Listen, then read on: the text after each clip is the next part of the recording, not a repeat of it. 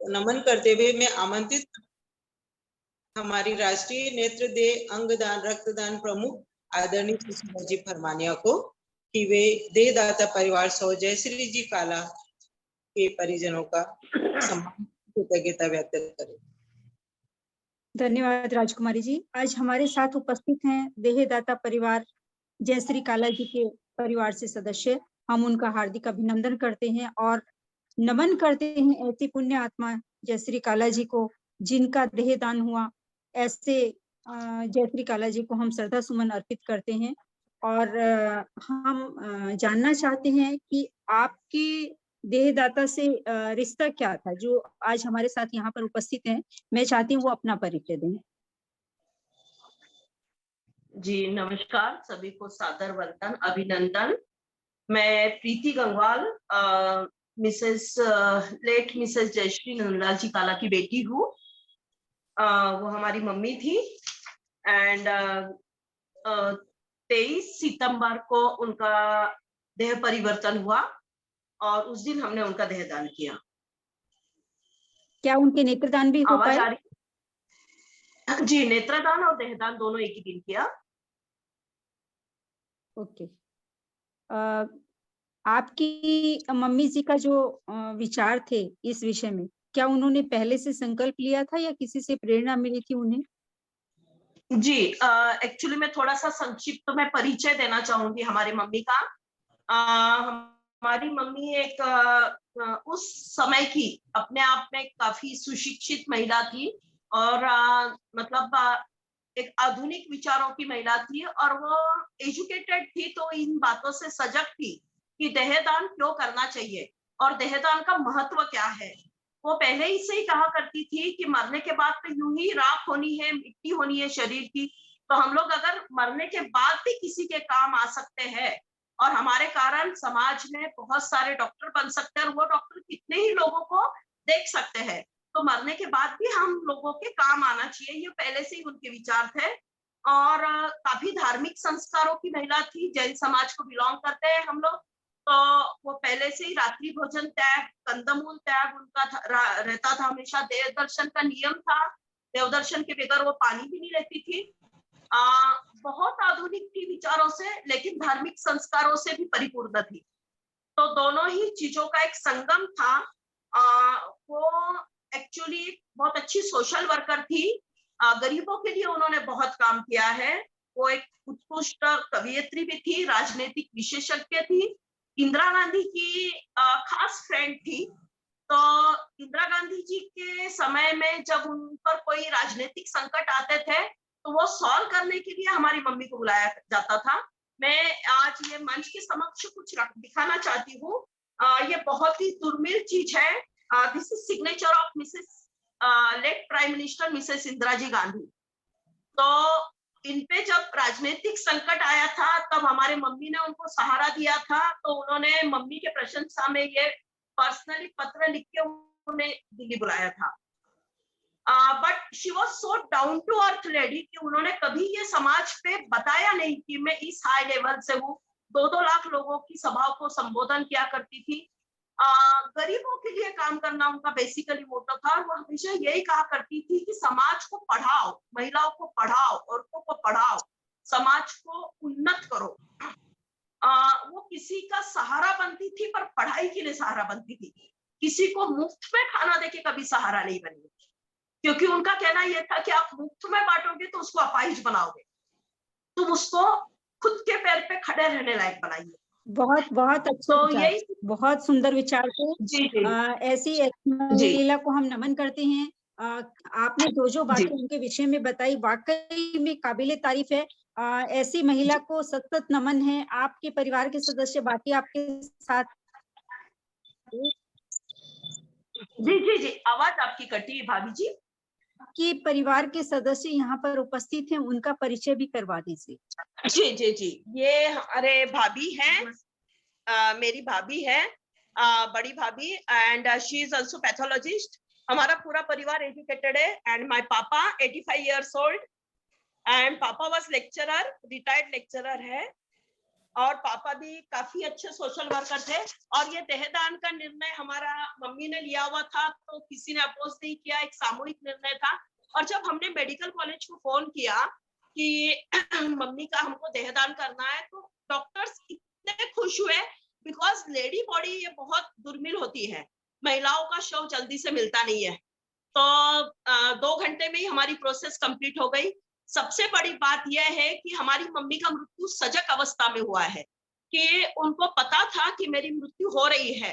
तो उन्होंने, मतलब ये मृत्यु बहुत ही दुर्मिल होती है और हमने अपनी आंखों से देखी है ये, कि उन्होंने स्वयं ही अपने सारे सब परिवारजन का त्याग किया। हमने सबने उनसे क्षमा मांगी और उन्होंने हंसते हंसते मृत्यु को स्वीकार किया। उनके मृत्यु के समय परिवार के उनके दोनों बेटी, जवाई, बहू, पति सब कुछ सामने थे। ये बहुत बड़ा सहयोग था। एक दोहा मैं कहना चाहती हूँ, जो मम्मी हमारी हमको बचपन से सुनाया करती थी, बचपन से, कि विचार लो कि मृत्यु हो न मृत्यु से डरो कभी। विचार लो कि मृत्यु हो न मृत्यु से डरो कभी, मरो परंतु यो मरो की याद जो करे सभी। बहुत बहुत बढ़िया, बहुत अच्छा, बहुत अच्छा। मरो परंतु यो मरो की याद जो करे सभी। याद जो करे सभी। वाकई में उनकी जो उपलब्धियां थी, उन्होंने जो समाज सेवा की है, उसको जिनको लाभ हुआ है वो तो कभी भूल ही नहीं पाएंगे। पर हमें भी गर्व है कि वो हमारी शाखा के सदस्य रही हैं। हम खुद गौरवान्वित महसूस करते हैं कि ऐसी विभूति को सतत नमन करती हैं। आप जब मेडिकल कॉलेज में वो शरीर दान के आए, तो वहाँ का इन्वायरमेंट कैसा था? आपका बीच का आवाज कट हो गया है भाभी जी, आवाज नहीं आई थी।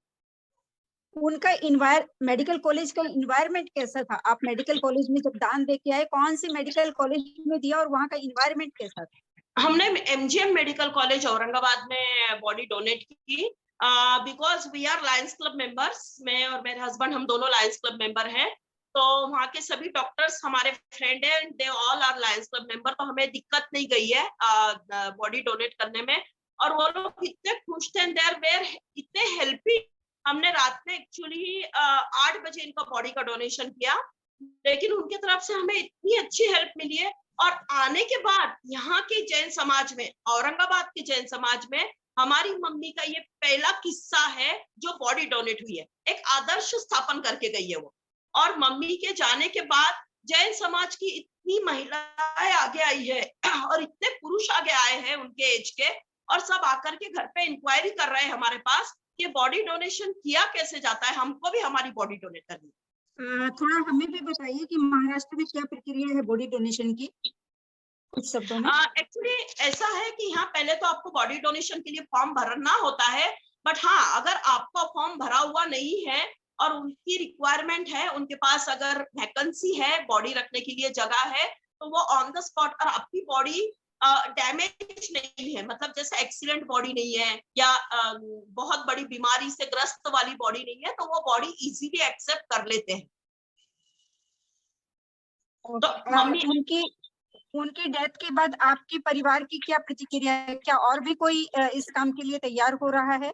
जी, मैं, मेरे हस्बैंड, माय पापा एंड माय ब्रदर और हमारी भाभी, हम सभी का देहदान का संकल्प है। और ये हमारे घर का ये पहला देहदान नहीं है, ये पिछले 1.5 साल में हमारा ये तीसरा देहदान है हमारे परिवार से। हमारी मौसी का भी भुसावल में हमने देहदान किया है और हमारी नानी जी का भी भोपाल में हमने देहदान किया है। बहुत बढ़िया। हम तो ये आपने पूरी पारिवारिक परंपरा बना ली है, इसके लिए आपके परिवार को सत नमन करते हैं और वंदन करते हैं। ऐसे परिवार हमारे साथ जुड़े हुए हैं। पुष्पा सुराणा जी हिंगोली से आपकी मम्मी की फ्रेंड थी शायद, उनसे आपको कुछ। बेसिकली पुष्पा आंटी और मम्मी, इन दोनों ने मिलकर अखिल भारतीय मारवाड़ी संघ का स्थापना करी थी लॉन्ग बैक। तो हमारी मम्मी काफी एक्टिव मेंबर थी हिंगोली के अंदर। उन्होंने आदर्श महिला मंच का भी स्थापन किया था। और एक्चुअली जब मम्मी की डेथ हुई, तब we all are Hingoli family, हम लोग सब हिंगोली को बिलोंग करते हैं, we all are Hingoli family. तो इमीडिएटली हिंगोली में सारी ये न्यूज फैल गई मम्मी के डेथ की। तो पुष्पा आंटी के पास फर्स्ट डे ये न्यूज चले गई और उनको पता चल गया कि मम्मी का हम लोग देहदान कर रहे हैं, क्योंकि हमारे पास समय कम था और 2 घंटे का ही समय था, 2 घंटे में ही हमें देहदान करना था। तो हम लोग पर्सनली किसी को फोन नहीं कर पाए। लेकिन चूंकि उनके बेटे और हमारे भाई, छोटे भाई वगैरह सब लोग क्लोज फ्रेंड है, तो ये पूरे परिवार में मैसेज फैल गया। तो पुष्पा आंटी का हमें मैसेज आया था कि मम्मी के बारे में जानकर काफी दुख हुआ, और वो हिंगोली अखिल भारतीय मारवाड़ी संगठन की सदस्य है मम्मी। तो इस कारण फिर इसलिए हम लोग मम्मी का यहाँ से सम्मान करना चाहते हैं। आपको सम्मान पत्र अखिल भारतीय मारवाड़ी महिला सम्मेलन से भी प्राप्त हुआ होगा। विनीता जी, हम देना चाहते हैं। विनीता जी, हुआ जी, उसके लिए हम आपके बहुत आभारी है। जी, हमें भी गर्व है। विनीता जी, सम्मान पत्र प्रदान करें देहदाता परिवार जयश्री काला जी के। एक बात मैं यहाँ पे स्पेशली बताना चाहूंगी कि एक नई परंपरा हमारे मम्मी पापा ने चालू की है समाज के अंदर। वो दोनों ही बहुत आधुनिक है और बहुत आगे की सोच रखने वाले व्यक्ति है, हमारे लिए बहुत आदर्श है। हमारे मम्मी पापा ने जैसे, जी हम लोग सम्मान पत्र देख पा रहे हैं, आपका बहुत बहुत धन्यवाद। नहीं, ये नहीं, ये नहीं है, ये नहीं है। सेकंड विनीता जी, जयश्री काला जी का। विनीता जी,